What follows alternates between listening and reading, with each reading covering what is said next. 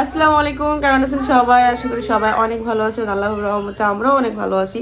চলে আসলাম আর একটা নতুন ব্লগে। দেখতে পাচ্ছেন আমার অবস্থা এখন বর্তমানে খারাপ, একবারই খারাপ অবস্থা। তো ইনশাল্লাহ একদিন ঠিক হয়ে যাবে।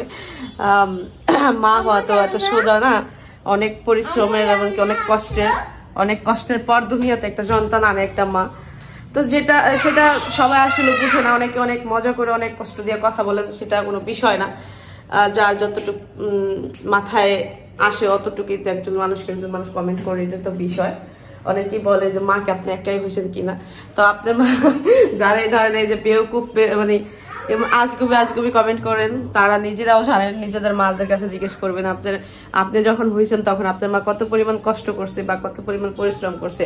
কষ্ট ছাড়া দুনিয়াতে কোনো মা কোনো সন্তান নিয়ে আসে না।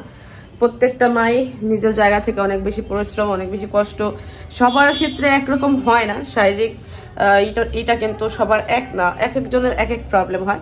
তো আমার প্রবলেম নিয়ে আমি আসি, অনেকে এটা নিয়ে যদি একটু শেয়ার করি সেটা অনেক বাজে মন্তব্য করেন। এই ধরনের কমেন্ট থেকে আশা করি আমার প্রিয় আপুরা একটু দূরে থাকবেন, কারণ আপনাদের কথাও আমার অনেক বেশি লাগে, অনেক সময় লাগে। আমার বেশিরভাগ লাগে না, তারপর যখন মাঝে মধ্যে একটু বেশি দেখি তখন খারাপ লাগে। তোমার হাতে কি হয়েছে মা? আমার হাতে ব্যথা পাচ্ছ? তো তুমি কি দিতেছো? আমি বলেছি তাই? তুমি কি এখন কি দিচ্ছ? মলম দিচ্ছ? কোনটা দিচ্ছ তুমি? মলম কোনটা? মানে আবদিয়ার যদি মনে করেন একটুখানি এদিক ওদিক একটু ব্যথা পায় বা একটু কাইটা যায়, তাহলে যে সেই কান্না। আর ওর একটা আছে, এই যে পেবিসন এই ক্রিমটা আছে, কিছু হইলে এই ক্রিমটা লাগায়, মানে কিছু হইলে হ্যাঁ আচ্ছা দিলে ভালো হয়ে যায় না? আমি অবশ্য ছোটবেলা থেকেও দেখছি, তো আমি এই যে ছোট মোটো কিছু হইলে আমি এটা দিই। আমি জানি না মানুষের কতটুকু ভালো হয়, আমার এটা তো ভালো হয় চুলকানিতে। হ্যাঁ মা,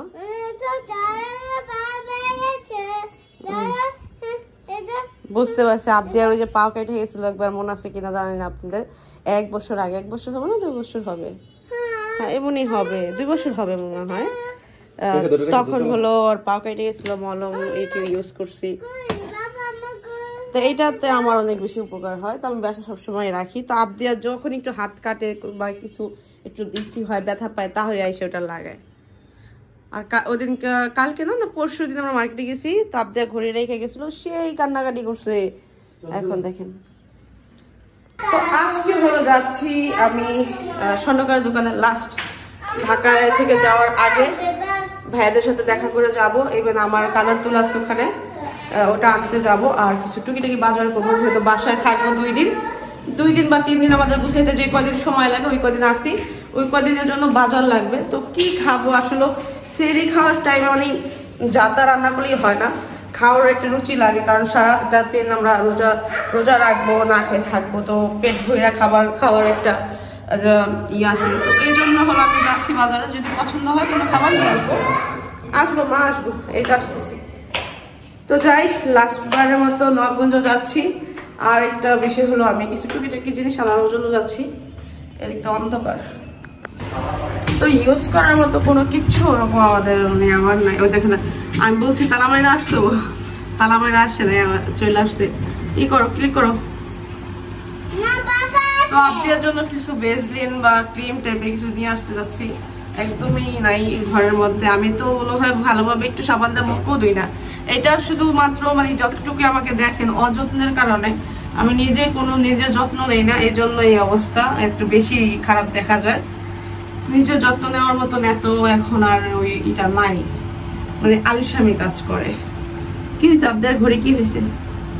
তো সাথেই থাকুন আর ভিডিওটা দেখতে থাকুন।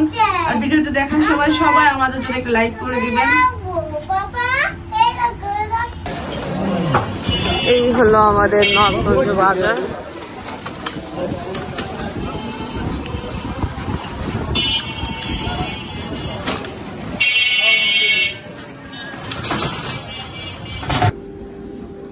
দেখতে পাচ্ছেন ছোট্ট একটা কান্দল। আমি বলছিলাম আপারে দিয়ে দেবো, কিন্তু আপার আমি আসার সময় অনেক রিকোয়েস্ট করছি, কিন্তু আপা হলো রাখে নাই, বলতেছে না তুমি কানে পড়ছো সুন্দর লাগতেছে, তুমি রাখো। তো তখন আসলে মন মানসিকতা তো বেশি খারাপ ছিল আপনার, এই জন্য আপা মনে করেন আর আমি বেশি কিছু বলি নেই, কান থেকে খুলতে দেন আমারে। তো এটা হলো আমার কানে অনেক বেশি টাইট হইতেছিল, তো আমি একটু এই করে ভাইয়ারা বললাম একটু বড় করে দেন। তো ভাইয়া বললো এখানে বলো একটু স্বর্ণ লাগাইছো নাকি বলে। তো ভাইয়ার সাথে হলো যাওয়ার আগে একটু ভাবলাম দেখা করে যায় আর কানের দুলগুলো নিয়েও যাই, যেহেতু 2-3 দিন পরেই এখান থেকে যাব। আমার 7 মাস আসতেছি, করতে চেক আপ করতে আসতেই হবে। ওই ছুঁইটা গেল আপনাকে আমি খুলছিলাম, আমি খুলতে যাই আর ছিঁড়ে গেছে।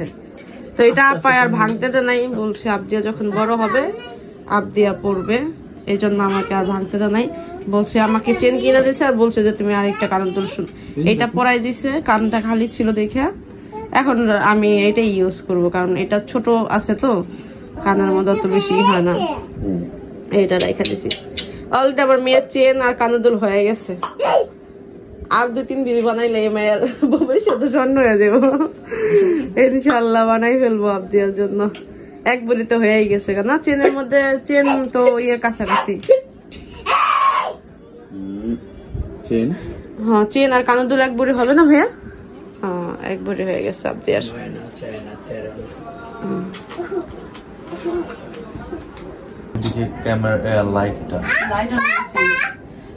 ভাইয়ার কাছ থেকে বিদায় নিয়ে যাবো, দোয়া করেন। ভাইয়া অনেক বেশি রাগ হয়ে যায়, কিছু বললেই কয়েকখান আসবেন কেন ছেড়ে যেতেছেন, চিকিৎসা করবেন, গ্রামে ডেলিভারি করবেন, এখানে আর দাম নাই, পাত্তা নাই। আচ্ছা দোয়া করেন যাতে এদিকে না আসতে হয়। আমাদের খানে তো আছে, ওখানে হাজার হাজার মেয়েরা আই করে, সিজার করে, সবকিছু সব জায়গায়। 2 দিন আগে যদি আইলে 2 দিন আগে, হ্যাঁ ইনশাআল্লাহ দোয়া করে যাতে আসতেই না হয়, তারপরে বাকিটা আল্লাহর হাতে। তো যাই দোয়া করেন, তারপরে আমরা তো মাসে মাসে আসতেই আছি। এটা নিয়ে ওদিন কাঁদতে অনেক একটু কষ্ট পাইছে, এটা কিনারই নেই। তো আজকে যে দিলাম, আসার পরই বলতেছে আম্মু এটা দাও, মানে ওর এটাই অনেক বেশি ভালো লাগছে স্ট্রবেরি। তো আমি আমার জন্য এটা নিলাম, আর বেসলিন নিলাম। বেসলিন কোথায়? বেসলিন নিলাম, বেসলিন দরকার। আর কি দরকার গো? সেখান থেকে কসমেটিক্স কিছু কিনা যাবো বাজারে।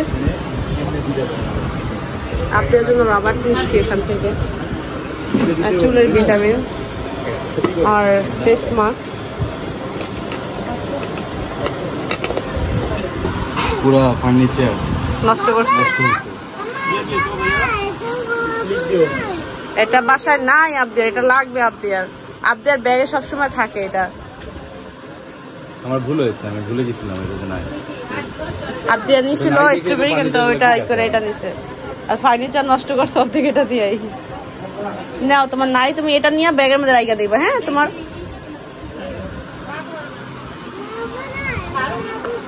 দেখেন আমার মেয়ের অবস্থা, দাঁড়াও মা আমাকে লিপস্টিক দিয়ে দিচ্ছে।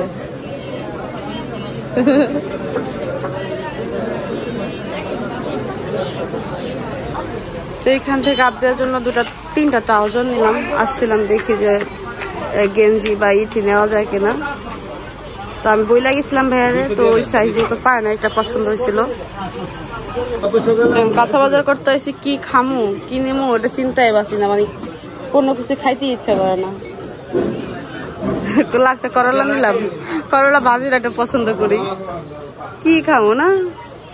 এখানে কত সবজি, তাও আমার তরকারি খাইতে মন চায়, মানে তারও একই অবস্থা, কিছুই খাইতে মন চায় না। ফুলকপি আছে, নিলে নিতে পারো রান্নার দিনে। কি দেখাইবা?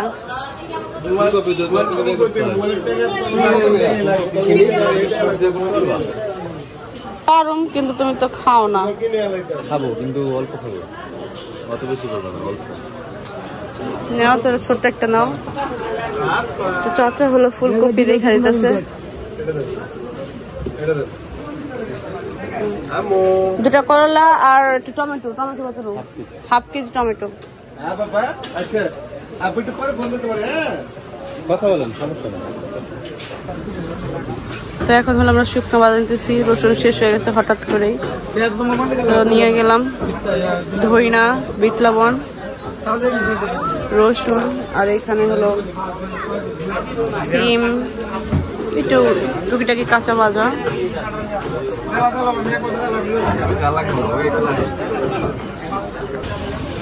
তো এখান থেকে যাচ্ছি, আবার কবে আসবো জানি না, আল্লাহ পাকে এইখানে দ্বিতীয়বার আনবে কিনা। শেষবারের মতো বাজার।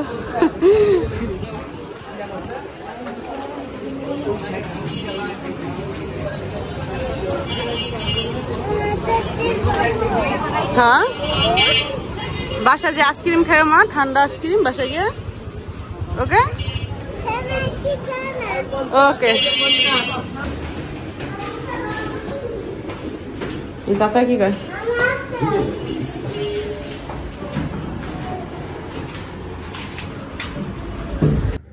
তো এই দেখতে পাচ্ছেন এইখানে হলো কি নিয়ে আসছে বাইরে থেকে। সে প্রতিদিন এই 2 দিন হালিম খাইছে বাইরে থেকে।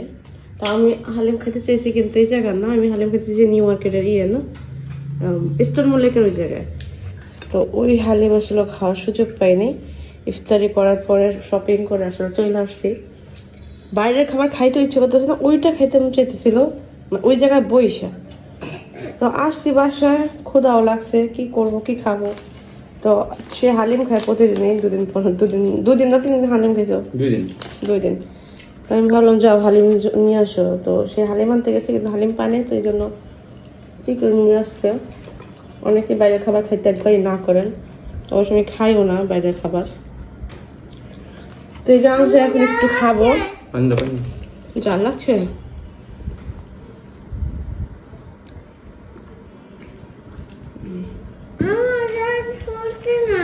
হচ্ছে না, একটু শসা খা।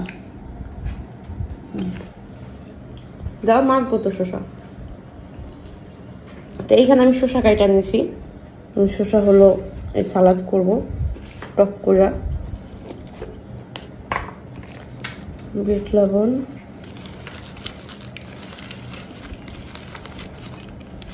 এই সালাদটা অবশ্য দেয় এর সাথে, কিন্তু দেয় নাই আজকে না, শেষ হয়ে গেছে। তো ভাবলাম আমি বানাই।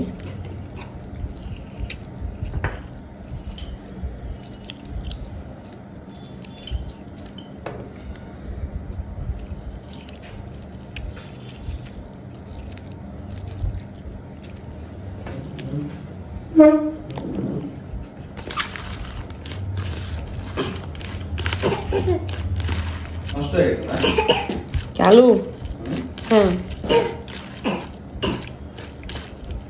না, এবার খাই দেখো তো লবণ। কালকে মজা করে ভাত খেয়েছি। মজা আছে, হ্যাঁ এবার খাও। তো এই দেখেন এখানে আমার বানানো মশলা, আর আমার মশলার মধ্যে 2টা জিনিস অ্যাড করার এখনো পছন্দ করতে পারি নাই। আমি নবগঞ্জ যাই গেলেও মনে থাকে না। তো মজা লাগতেছে অবশ্য চিকেন দিয়ে শসাটা।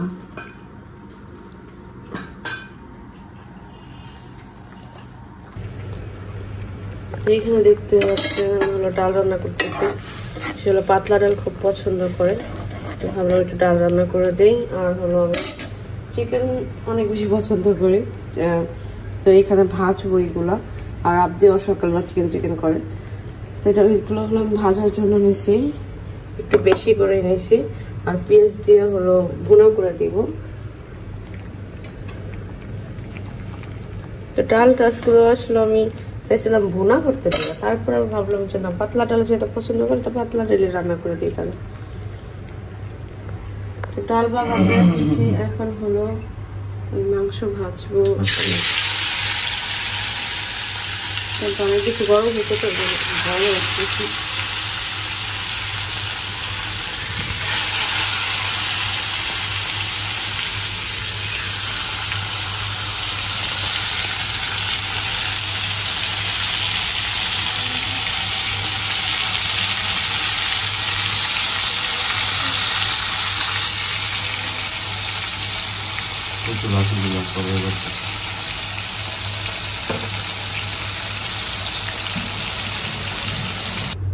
তো এখানে দেখতে পাচ্ছিলাম ডিম ভাজছিলাম সকালে আবদিয়ার জন্য, আমাদের ডিম ভাজাটা ভাত খেতে ছিল।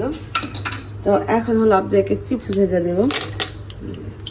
আবদিয়া চিপস অনেক পছন্দ করেন, নিজের পছন্দ অনুযায়ী আনছে, কিন্তু আসলে সুযোগ পাইনি ওদের ভেজে দেওয়ার মতো। সাদিয়া ছিল তখন, সাদিয়া একবার ভেজে দিয়েছিল বাচ্চা কাচ্চাদের।